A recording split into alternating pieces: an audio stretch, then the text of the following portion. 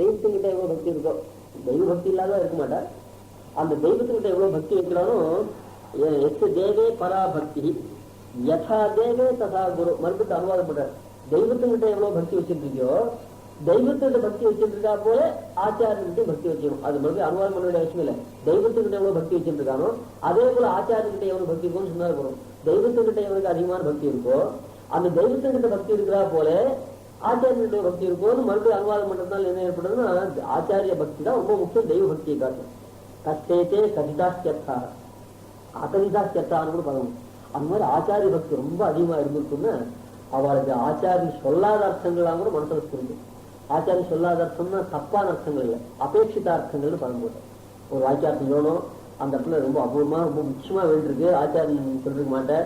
காலக்ஷேபத்தை கொஞ்சம் முதல்ல கிரகணம் பண்றவங்க கொஞ்சம் ஓரணும் சொல்லுவாங்க. ஏன்னா மொத்தத்தையும் சொன்னாலும் நம்மளால கிரகிக்க முடியாது. ஆனாலும் அவளுடைய அனுகிரகம் நாம் சில விஷயங்கள் சொல்லிட்டோம். இவனுக்கு மொத்த அர்த்தங்கள் மனசுல பிரகாசிக்கட்டும் அவள் அனுகிரகம் பண்ணுவார். இந்த பக்தி இருந்துச்சுன்னா அப்போ அவள் சொல்லாத அர்த்தங்கள்லாம் கூட சில பேர் தப்பான அர்த்தங்கள்லாம் கூட எங்க ஆச்சாரியன் சுவாமி சாச்சார் அப்படின்னு சொல்லுவார். இதெல்லாம் சரி. அந்த இவன் சொல்றத ஐடிங்கிட்ட வந்து ஐடிங்க காட்சி நான் கேட்டுட்டேன், என் பேர் முடிச்சிருக்காரு, நான் இந்த மாதிரி சொல்லவே இல்லை, தப்புன்னு ஐடிங்க. அந்த மாதிரி தப்பான அர்த்தங்கள்லாம் சொல்லிட்டு ஐடிங்க சாச்சார்னு சொன்னேன். அது சரியில்லை. அந்த மாதிரி அர்த்தங்கள்லாம் இல்லை, அபேட்சிதமான அர்த்தங்கள். இது அவசியம் வேண்டியது சதர்த்தங்கள் நல்ல அர்த்தங்கள்லாம் அது வந்து அவனுக்கு தோணுன்றதா சொல்றாரு. பகவத் விஷயத்தில் போல குரு விஷயத்திலும் பறையான பக்தி, பறையன பராபக்தி, எட்டு தேவே பராபக்தி, பறையான பக்தி உடையவனுக்கு அபேட்சிதார்த்தங்கள் எல்லாம் பிரகாசிக்கும் என்னும் கதஸ்துதி.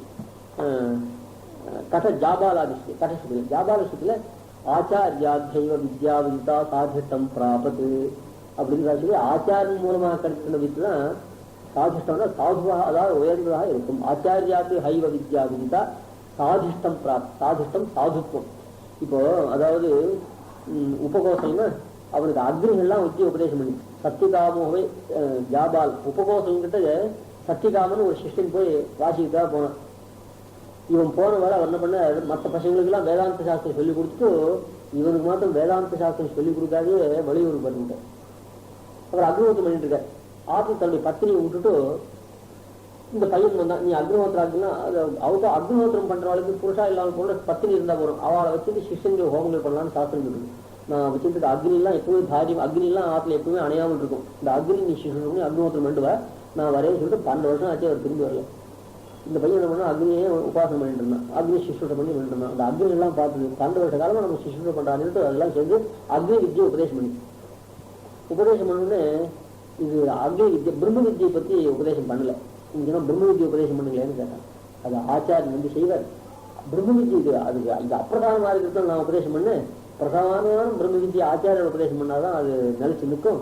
அதனால ஆச்சாரியால் வந்து உபதேசம் பண்ணுவாருன்னு அப்பதான் சொல்லிச்சு ஆச்சாரியா தெய்வ வித்யாவிதா சாதிஷ்டம் பிராப்தி இல்லையா, அதான் எடுத்துருக்காரு. அதனால அந்த ஆச்சாரியால் மூலமா கிடைக்கிற வித்தியை தான் ரொம்ப சாதிஷ்டம்னா சாதுத்துவம் மட்டும். இப்போ அதனால என்ன ஏற்படுதுன்னா தானா புஸ்தம் பார்த்து வாசி தெரிஞ்சுக்கிறதோ நோட்ஸ் பார்த்து தெரிஞ்சுக்கிறதோ இதெல்லாம் சரியான முறை இல்லை. சில சங்கீதங்கள்லாம் கூட தாங்களா பார்த்துருந்தா அது நல்ல இல்லை. சிக்ஷா மூலமா வந்தாதான் ஜௌத்திடம் தர்ம சாஸ்திரங்கள் வைத்திய சாஸ்திரங்கள் இதெல்லாம் ஒரு குரு பரம்பரா மூலமா வரணும். அது மாதிரி சொல்றது கத ஜாபாலாதிஷ்டுதிகளும் சஞ்சயாதி விற்த்தாந்தங்களும் அது சஞ்சயனுடைய விற்த்தாந்தங்களும் தெரிஞ்சுக்கலாம். அது ஆச்சாரிய பக்தி இருந்தாலும் கிடைக்கணும். திருத்தராஷ்டிரம் சஞ்சயன் 2 பேரும் வியாசர்கிட்ட வாசிச்சா. திருத்தராஷ்டிரம் தான் நிறைய கௌரவிச்சு நிறைய பணங்கள்லாம் கொடுத்தா வியாசருக்கு சம்பாவனைலாம் பண்ணுறது. அவர் பணம் வாங்கிக்கல, இருந்தாலும் உபச்சாரங்கள்லாம் பண்ணவும் நிறைய திருத்தராஷ்டிரம். கடைசியில் வித்யாகனும் முடிஞ்சுது. அப்புறம் நடுவில் சந்தேகங்கள் வரப்போ சஞ்சயன் தான் திருத்தராஷ்டிர சந்தேகத்தெல்லாம் போக்குவான். இன்னும் அபூர்வமான விஷயங்கள்லாம் சஞ்சயன் சொல்லுவான், தத்துவங்கள்லாம் சொல்லுவான். ஒரு நாள் திருதராஷ்டிரக்கே சந்தேகம் வந்துட்டு, ஏண்டா நீ நான் 2 பேரும் தானே வியாசர்கிட்ட வாசிச்சோம், 2 பேருக்கும் ஒன்னாதானே பாடம் சொல்லி கொடுத்துருக்காரு. எனக்கு புரியாத விஷயங்கள்லாம் உனக்கு புரிஞ்சிருக்கு, உனக்கு புரிஞ்ச விஷயம் பாரு. சஞ்சயன்றவன் அவாத்துல வேலை செய்யணும், ஒரு தூதன் மாதிரியா. திருதராஷ்டிரன் பெரிய மகாராஜா, 2 பேரும் வியாசர்கிட்ட வாசிச்சிருக்கா.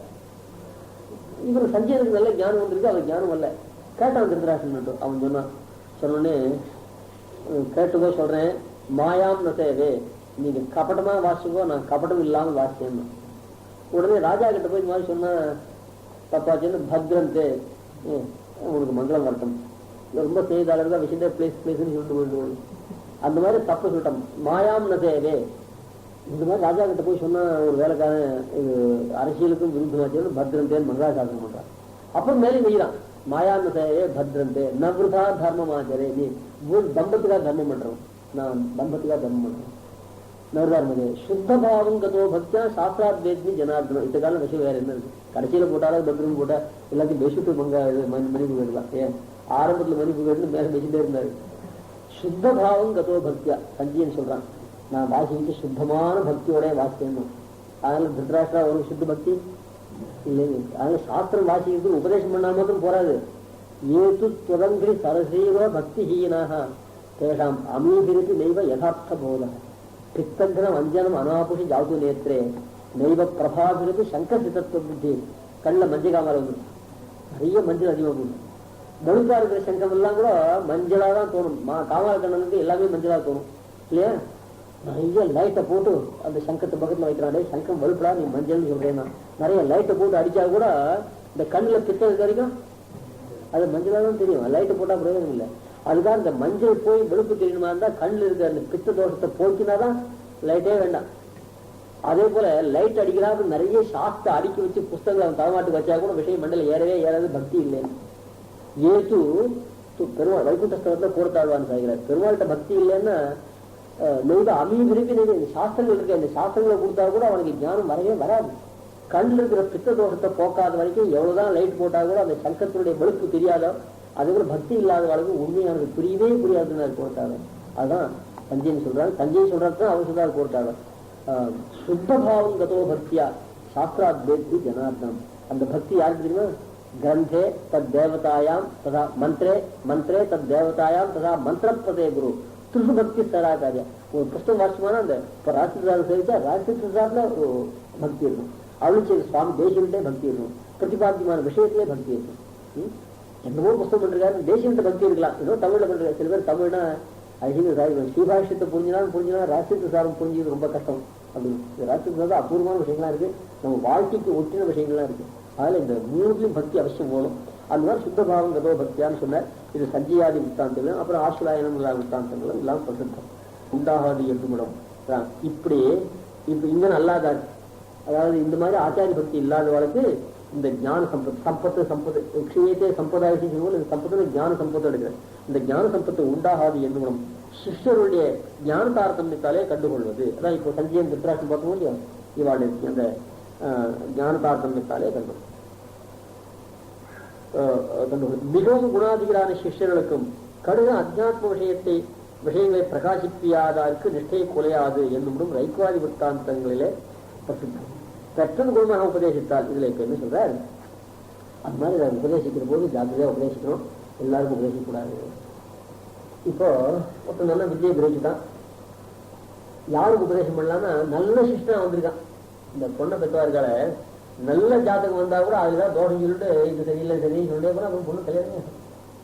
அந்த மாதிரி வித்யா கிரகணத்துக்கு ஒருத்தன் வந்தான்னா சரி, நல்ல குணமுள்ள சிஷ்யனா இருப்பான்.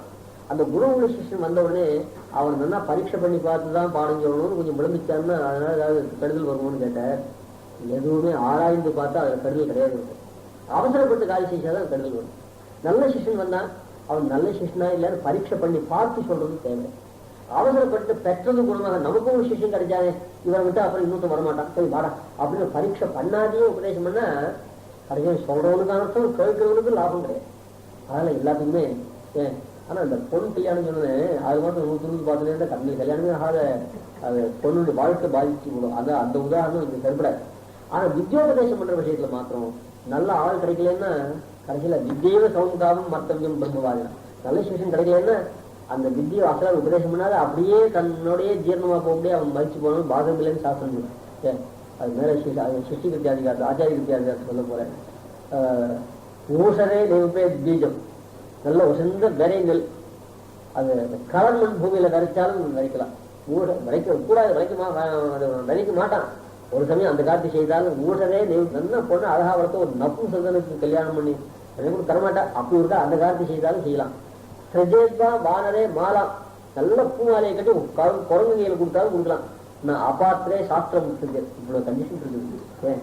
அதனால நான் அபாத்திரே சாஸ்திரம் முக்கிருக்கேன். தகுதி அல்லாதவர்கிட்ட சாஸ்திரத்தை சொல்லவே சொல்லாத.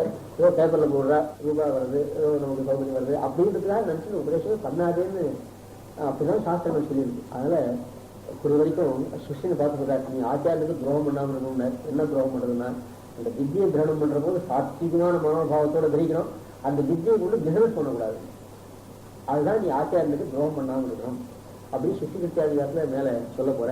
அந்த மாதிரியா சிஷ்ய லட்சணம் உள்ளவனுக்கு உள்ளவன் ஒரு சின்ன வந்தான், அவர் பரீட்சை பண்ணி பார்த்து அவனை கொஞ்சம் விளம்பிச்சு உபதேசம் பண்ணார், அதெல்லாம் அவனுக்கு கருவி கிடையாது. பரீட்சை பண்ணி பார்க்காத அந்த வித்தியை கொடுத்துதான் அவனுக்கு அனுப்பும். இந்த ரெண்டுத்துக்கும் ரெண்டு உதாரணம் சொல்ற. இப்ப ரைக்வர்னு ஒருத்தர்,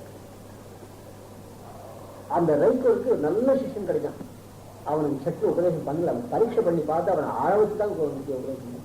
அதாவது ஜானஸ்பதினு ஒரு ராஜா, இங்கெல்லாம் கதையெல்லாம் வரும், ஒரு 2-3 அதிகாரம் போச்சுன்னா அதுக்கப்புறம் நாம் இருக்கிறது போகணும் ஆகாசமான புரியாத படிக்க தவசித்துலாம் வரும். அதனால இதுக்கு அதுக்கு எல்லாத்துக்கும் நான் தயாரா இருக்கணும். தத்துவத்திரி சிந்தனாதிகாரெல்லாம் வந்ததுன்னா ஒரே கண்ணை கட்டி காட்ட. ஆனா நீங்களாம் நிறைய வாசிச்சிருக்கீங்க, இப்ப உங்களுக்கு தெரிஞ்ச விஷயம்லாம் எங்கேயும் சொன்னா புரியாது இல்லையா, அந்த மாதிரி நிறைய வாசிச்சிருக்கோம், புரியாத விஷயமே கிடையாது. இது நமக்கு அனாவசியமாச்சேன்னு நினைச்சுட்டா புரியாது, இது அவசியம் புரிஞ்சுக்கணும்னு நினைச்சுட்டா கட்டாயம் புரியும். நானும் ரொம்ப சிம்பிளா சொல்லாமல் அந்த மாதிரி சொல்றேன். அதை புரியாத விஷயம்ன்றதாகவே நீங்க மனசுல வச்சுக்க வேண்டாம். நான் எதாவது சொல்றேன் ஒரு அட்டன்ஷனுக்காக அந்த மாதிரி நான் சொல்றேன்.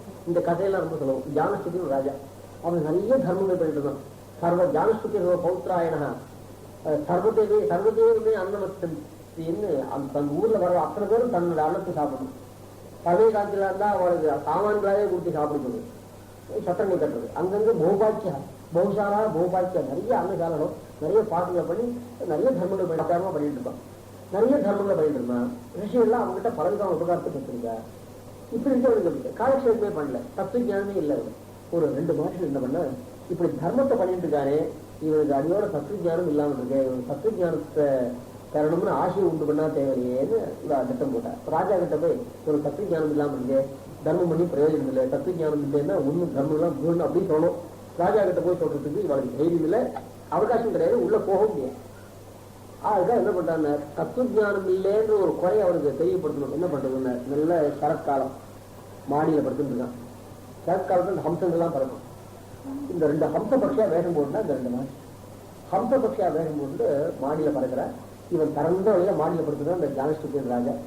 இந்த முதல்ல ஒரு ஹம்சம் போறது, இதுல சாந்தோக்கியம் உபரிடத்துல இந்த கதையெல்லாம் ஸ்பஷ்டமா இருக்கு. அந்த முதல்ல ஒரு ஹம்சம் போறது, பின்னாடி ஒரு ஹம்சம் போறது. இந்த வாராவதில சில பசங்கள் போர்வாழ கிண்டல் பண்ண மாட்டேன்.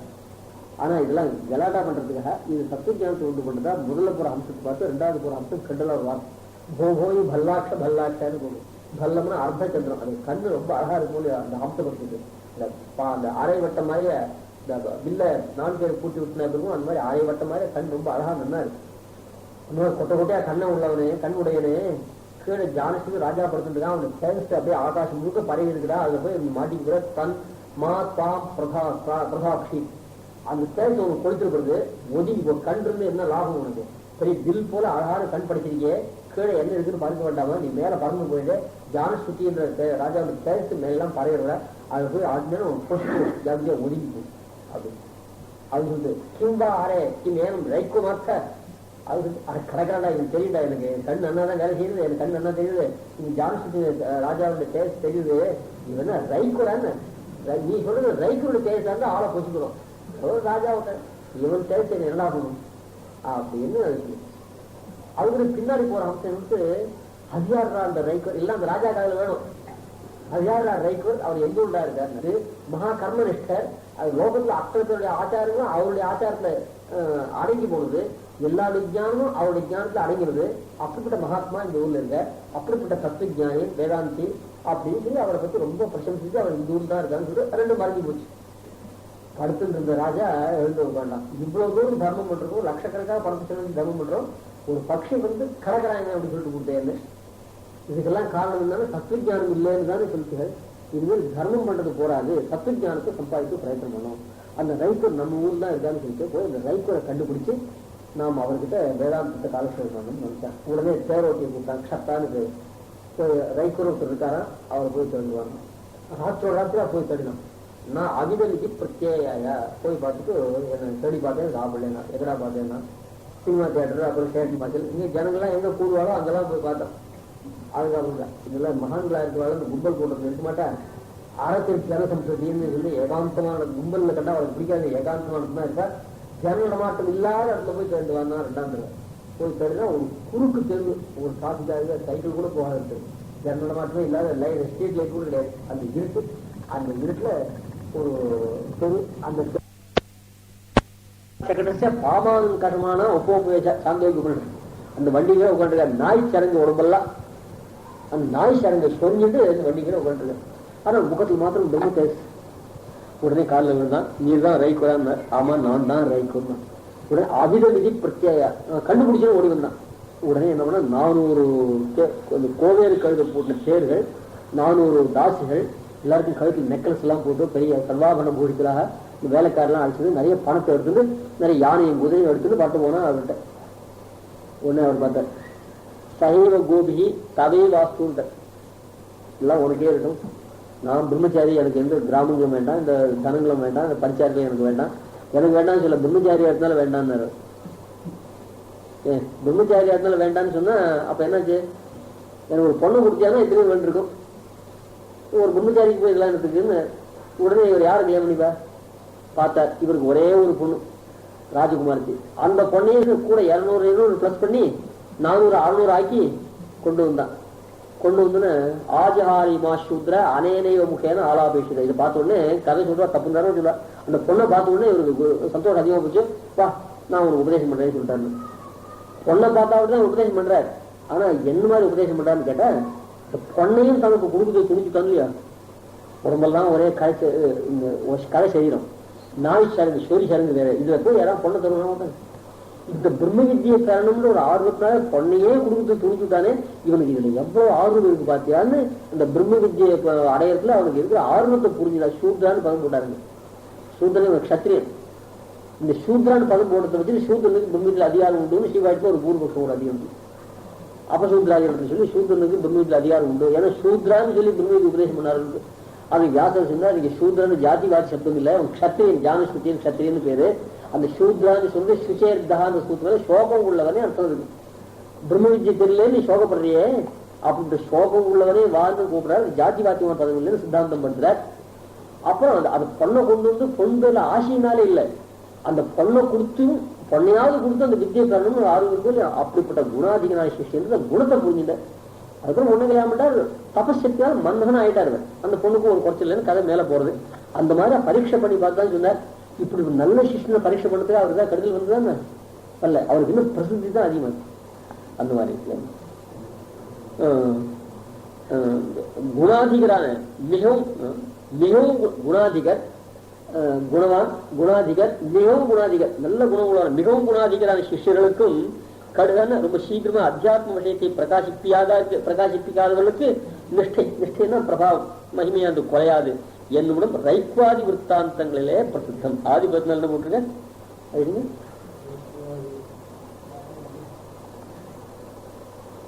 சொல்றதுல ஆதிபத்துக்கு அர்த்தம் இருக்கும். அந்த மாதிரி ரைக்வாதி விற்த்தாந்தங்களிலே சிஷ்யபாபம் குரோரபி என்கியாலே ஆச்சாரியனுக்கு நிஷ்டை குலையும்படியாம் என்னுமிடம் வருவது விசாரியாதே இந்திரனுக்கு உபதேசித்து தானும் பிரம்ம வித்தியை மறந்து தன் சிஷ்யனான நாரத பகவானிட்டு சர்வேஸ்வரன் உணர்த்து வைக்க வேண்டும் இருந்த சதுர்முகன் பக்கத்திலே கண்டுகொண்டது. இது நல்ல சிஷ்யன் கிடைச்சிருந்துச்சோ அவனுக்கு உபதேசம் பண்றதுக்கு கொஞ்சம் பரீட்சை பண்ணாருன்னா அவருக்கு மகிமை குறையாதுன்னு சொன்னார் இல்லையா. பரீட்சை பண்ணாதே திடீர்னு நமக்கும் ஒரு சிஷ்யன் கிடைச்சான்னு பார்த்தா அவசரப்பட்டு உபதேசம் பண்ணிட்டா அவனுக்கு அனர்த்தம் வரும் தான் உதவும். இந்திரன் என்ன பண்ணா தான் தேவேந்திரன் தெரிஞ்சிக்காத மாறுவேஷம் போட்டு பிரம்மா கிட்ட போய் வித்தியை கட்டுனான். இவன் பண்ணா ஒவ்வொரு நிறைய சிஷ்யால் இருக்கா, ஒரு சிஷ்யன் கிடைக்க மாட்டான்னு சரி வாடாப்பான்னு அவனுக்கு வருவது விசாரியாதே, இதனால என்ன அனர்த்தம் வரும் தெரியாதபடி உபதேசம் பண்ணிட்டார். பண்ண உடனே என்னாச்சு, பிரம்ம வித்தியை இவனுக்கு மறந்து போச்சு, உபதேசம் பண்ண சதுர்முக பிரம்மாவுக்கு மறந்து போச்சு, கேட்டுனவனுக்கு லாபம் இல்லாது. அப்புறம் பெருமாள் என்ன பண்ணார், பிரம்மாவுக்கும் பிரம்ம வித்தி மறந்து போச்சுன்னா அப்புறம் லோகத்துல எப்படி பிரம்ம வித்தி உபதேசம் பண்ண முடியும், அவனை கொண்டுதான் லோகத்தை சீர்த்தம் பண்ணு நினைக்கிறார்.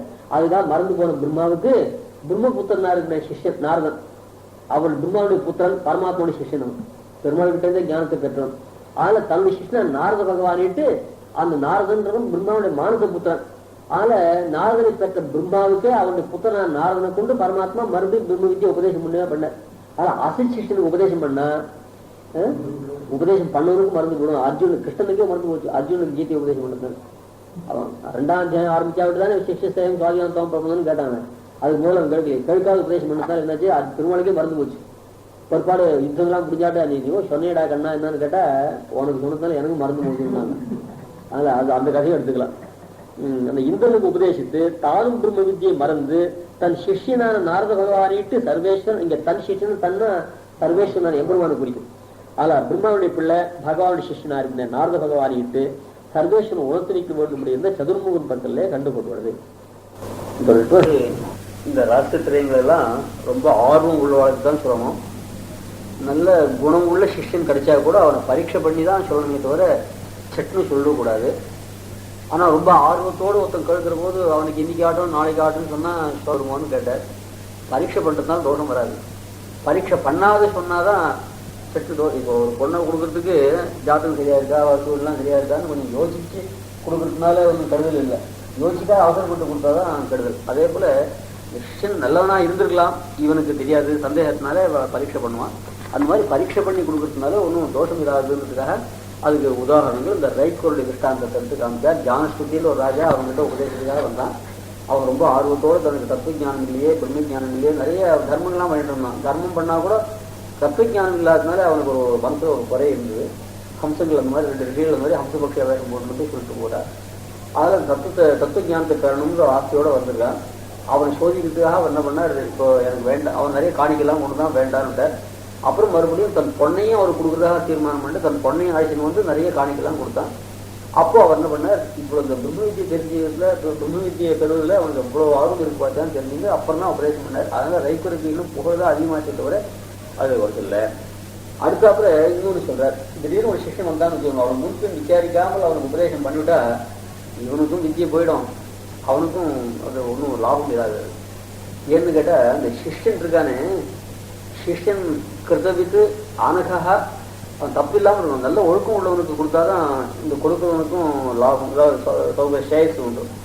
இந்த சிஷ்யன் ஒழுக்கம் இல்லாதவனா இருந்து ஆச்சாரம் ஏதாவது நல்ல நடவடிக்கை இல்லாமல் இருந்தவனா இருந்தா அவனுக்கு போய் உபதேசம் பண்ணா ஆச்சாரியன் தான் அந்த சிஷ்யனுடைய பாபங்கள்லாம் வந்து சேரும். சில பேருடைய பாப்பம் சில பேருக்கு வந்து சொல்லுவோம். சிஷ்ய பாபம் குரோரபி ராஜ்யா ராஷ்டிரகிருதம் பாபம் ராஜபாபம் புரோதா பர்த்து ஸ்வஸ்திரீகிருதம் பாபம் சிஷ்ய பாபம் குரோரபி என்றால் முழு ஸ்லோகம் அது. ராஜ்யா ராஷ்டிரகிருதம் பாபம், அதாவது இந்த வழியில போறவன் பண்ற பாபம் இன்னொரு வழியில போறவன் வராது. இந்த ஒரு கனெக்ஷன் இருக்கணும். அடக்கி ஆடுறதுக்கு சக்தி உள்ளவன் அடக்கி ஆள வேண்டியவாளை அப்படி அடக்கி ஆளாத போயிட்டா அவன் அந்த அடக்கி ஆளப்பட வேண்டியவர்கள் பண்ற தப்பெல்லாம் ஆடம் வரும். ராஜான்றவன் பிரஜைகளை சிக்ஷிச்சு நல்வழி நடத்தணும். இந்த பிரஜை ராஜா அப்படின்னா ராஜா சிக்ஷகன், பிரஜைகள்லாம் சிக்ஷிக்க தகுந்த சிக்ஷணீயர்கள். அதை சிக்ஷிக்க வேண்டிய பிரஜைகளை சரியா சிக்ஷிக்காமல் போயிட்டா அது பிரஜைகள் தப்பா நடக்கிறதுக்கு காரணம் என்ன? ராஜா தான். அதனால ராஜ்யா ராஷ்டிரகிருதம் பாப்பம், ராஷ்டிரம்னா ராஜ்யம் ஜனங்கள், அந்த ஜனங்கள் பண்ற பாப்பங்கள்லாம் ராஜா போகும். அதே போல ராஜபாபம் புரோகிதா, ராஜா பண்ற பாப்பம்னா ராஜபுரோகிதன் போய் சேரும். ஏன்னா இப்ப வசிஷ்டர் தான் தசரத சக்கரவர்த்தி முதலானவாளெல்லாம் தப்பு காரியம் பண்ணாமல் காப்பாற்றினோர் அவர். அந்த ராஜ புரோகிதர் இருக்காரு, அவர் சரியா நடந்துக்கலைன்னா அவருக்கு சிஷ்யனா அவர் உபதேச பிரகாரம் நடக்கிற ராஜா தப்பு பண்றாருன்னா அது சரியா ஆச்சாரிய சிக்ஷிக்காருனார். அதனால என்ன பண்றது, ராஜபாபம் புரோகிதம். அதே போல பர்த்தா என்றும் தன்னுடைய ஸ்திரியை அடக்கி ஆடுறதுக்கு கடமைப்பட்டிருக்கான். தன்னுடைய பத்னி அவன் சரியா அடக்கி ஆடலைன்னா பக்தாதுக்காரர் பண்ற பாப்பம் இந்த ஒரு பக்தாதுக்காரருக்கு வரும் சொல்ல. ஏன்னா பக்தாதுக்காரருக்கு இவருக்கும் அந்த நியாமக பாவமே கிடையாது. அதனால அவன் பண்ற பாப்பத்துக்கும் இவர் அடக்கி ஆளாமல் இருக்கிறதுக்கும் ஒன்றும் சம்பந்தம் இல்லை. இவர் சொன்னாலும் கிடைக்க வேண்டிய அவசியம் இல்லை, ஒருத்தருக்கு சம்பந்தம் கிடையாது. பிள்ளையை அடக்கி வாழ வேண்டிய பொறுப்பு தகப்பனுக்கு இருக்கு, சிஷ்யன் அடக்கி ஆள வேண்டிய பொறுப்பு ஆச்சாரனுக்கு இருக்கு, பத்னி அடக்கி ஆள வேண்டிய பொறுப்பு பர்த்தாவுக்கு இருக்கு, ராஜாவை அடக்கி ஆள வேண்டிய பொறுப்பு ராஜபுரோகிதனுக்கு இருக்கு, நாட்டு மக்களை அடக்கி ஆள வேண்டிய பொறுப்பு ராஜாவுக்கு இருக்கு. அவ தங்கள் பொறுப்பை தவறி நடந்துட்டாள்னா அவ பண்ற பாபம் தான் இவளுக்கு வந்து சொல்லிருக்காரு. அதனால சிஷ்ய பாபம் குருவரபி எங்கியாலே அந்த பெற்றது குணமாக, அதாவது ஒரு சிஷ்யன் கிடைச்சாலே சந்தோஷத்துக்காக உபதேசம் பண்ணிட்ட சிஷ்ய பாபம் குருவரபி எங்கியாலே வந்து ஆச்சாரியனுக்கு நிஷ்டை குலையும்படியாம் என்னுமிடம் வருவது விசாரியாதே இந்திரனுக்கு உபதேசித்து, அதாவது பிரகஸ்பதி பிரம்மா, அந்த பிரம்மாவன் இந்திரன் வந்தான். ஒரு பெரிய தேவேந்திரன் நம்ம கிட்ட வித்யார்த்தனை கொண்டு வந்திருக்கானேன்றதாக ஒரு தேவேந்திரன் சிஷ்ணா வரான்னு ஒரு சந்தோஷம் உபதேசம் பண்ணிட்டார். வருவது விசாரியாதே அப்படி உபதேசம் பண்ணிட்டார். அதில் பிரம்ம வித்தியை மறந்து தன் சிஷ்யனான நாரத பகவானிட்டு சர்வேஸ்வரன் உணர்த்திக்க வேண்டும்படி இருந்த சதுர்முகன் பக்கத்திலே கொண்டு கொள்ளுது. அதில் சதுர்முக பிரம்மா இந்திரனுக்கு மூத்து விசாரியாமல் உபதேசம் பண்ணிவிட்டான். அதில் அவனுக்கு சதுர்முக பிரம்மாவுக்கு பிரம்ம வித்தியை மறந்து போச்சு. அப்புறம் பகவானுடைய சிஷ்யன் அந்த சதுர்முகனுடைய மானச புத்திரன் நாரதர், அவரை இட்டு தன் பிள்ளை அவருடைய பிள்ளை இவருடைய சிஷ்யன் தன்னுடைய சிஷ்யனை இட்டு அவருக்கு உணர்த்தி வைக்கும்படியாக ஆயிடுச்சு. இப்படி அப்பிரகாச பிரகாசாபியாம் என்கிற இரண்டுக்கும் க்ஷீயத்தே சம்பதாஷி என்கிற கிரமத்தாலே குரும் பிரகாஷிய தீமா நம்பர் 1 போட்டுருக்கோம். ஆச்சாரியனை புத்திசாலியான சிஷ்யன் பிரகாசப்படுத்தணும். இந்த ஆச்சாரன் கிட்ட வார்த்தை இந்த ஆச்சாரம் உபதேசம் பண்ணாருன்னு சொல்லணும். சிஷ்யன் ஆச்சாரனை பிரகாசப்படுத்தணும். இது ஒரு கண்டிஷன். மந்திரம் எத்தனை கோபே 2வது கண்டிஷன். ஆச்சார உபதேசம் மந்திரத்தை வழியில் சொல்லக்கூடாது. அது ரொம்ப ஜாக்கிரதையாக வச்சுக்கணும். இந்த 2 விதி, இது 2த்தையும் தவறினால் 2 அனர்த்தம். முதலுக்கு முதல் அர்த்தம், 2வதுக்கு 2வது அர்த்தம். பூர்வார்த்தத்தில் விதிச்ச கண்டிஷன் 2 போட்டார். உத்தரார்த்தத்தினால அந்த கண்டிஷனை தவறினா வரக்கூடியதான அனர்த்தத்தை காட்டார். அதுக்கு நம்பர் போட்டா முதலுக்கு முதல், 2வதுக்கு 2வது. அதாவது அப்பிரகாச பிரகாசாபியம். அப்பிரகாசம் குருவனுடைய அப்பிரகாசம். ஆச்சாரியை பிரகாசிக்காமல் போயிட்டால் க்ஷீயத்தே சம்பதாயுஷி. அதை டியூர்ல போட்டு சப்ஜெக்ட் போட்டிருக்காரு தனித்தன. சம்பத்து க்ஷீயத்தே ஆயு க்ஷீயத்தே. அப்பிரகாச பிரகாச அப்பிரகாசேன சொல்லிருப்பார். அப்பிரகாசேன சம்பத்து க்ஷீயத்தே. அப்பிரகாசனா ஆச்சாரியனை பிரகாசப்படுத்த வேண்டிய ஆச்சாரியனை பிரகாசப்படுத்தாமல் போனால் சம்பத்து போயிடும். சம்பத்துன்னா இந்த செல்வம் இல்லை, ஞானமாகிற சம்பத்து. அது வரவே வர ஆச்சாரிய பிரகாசாவுக்கு போட்டால் வந்த ஞானம் போயிடும். மந்திரத்தை அப்பிரகாசத்தால பிரகாசேன மந்திரத்தை பிரகாசப்படுத்தினால் ஆயுசு போயிடும். ஆயுசுன்னா அந்த ஞானத்துடைய உத்தரகால அனுபவிச்சு அந்த ஞானம் நீடிச்சு இருக்கணும் இல்லையா. ஆயுசுனாலே கண்டினியூவேஷன் தானே. அந்த வந்த ஞானம் மேல தொடர்ந்து வரணுமா இருந்தா அதுக்கு அந்த மந்திரத்தெல்லாம் வெளியில் சொல்லக்கூடாது. அப்படி சொன்னா என்னன்னா ஞானம் நீடிச்சு வர. முதல்ல வந்த ஞானம் மறைஞ்சு போயிடும். 2வது சொல்றது மந்திரத்தை சொல்லிட்டா நல்லா பெற்ற நல்ல ஞானம் தொடர்ந்து வராத போயிடும் அப்படின்றதாக அதுக்கு அர்த்தம் தாயில்லை. இப்படி அப்பிரகாச பிரகாசாபியாம் என்கிற 2க்கும் அப்பிரகாச பிரகாசாபியம்னா யார குருவனுடைய அப்பிரகாசம், மந்திரத்தினுடைய பிரகாசம், இது 2த்துக்கும் க்ஷீயத்தே சம்பதாயி என்கிற பலங்களை ஔச்சித்யத்தாலும் பிரமாண பிரசித்தியாலும் கிரமத்தாலே இந்த முறை மாறக்கூடாதுன்னு. ஆச்சாரியனை பிரகாசப்படுத்தாமல் போனால் ஆயுசு போயிடும் என்றும், மந்திரத்தை பிரகாசப்படுத்திட்டா சம்பத்து போயிடும்னு அன்வைக்கூடாது. முதலுக்கு முதல் 2. ஏன்னா அது ஔச்சித்யம். ஆச்சாரிய ஞானம் வருவதற்கு ஆச்சாரியனை பிரகாசப்படுத்தணும். அந்த பந்த ஞானம் தொடர்ந்து வருவதற்கு அந்த மந்திரத்தை பிரகாசப்படுத்தாமல் இருக்கணும் அப்படின்னு.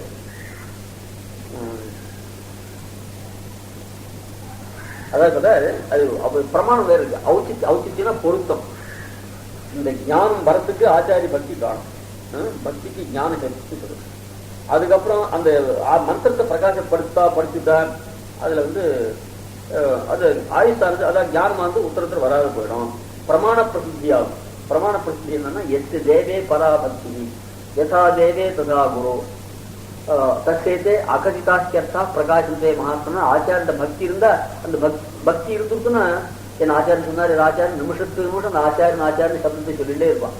அதுல பக்தி பிரதானமா இருந்தா அவனுக்கு மனசுல ஞானம் நன்றாக வரும் அப்படின்னு சொல்லி இந்த ஸ்ருதியினாலே ஞானம் வருவதற்கு ஆச்சாரிய பக்தி காரணம் சொன்னார்.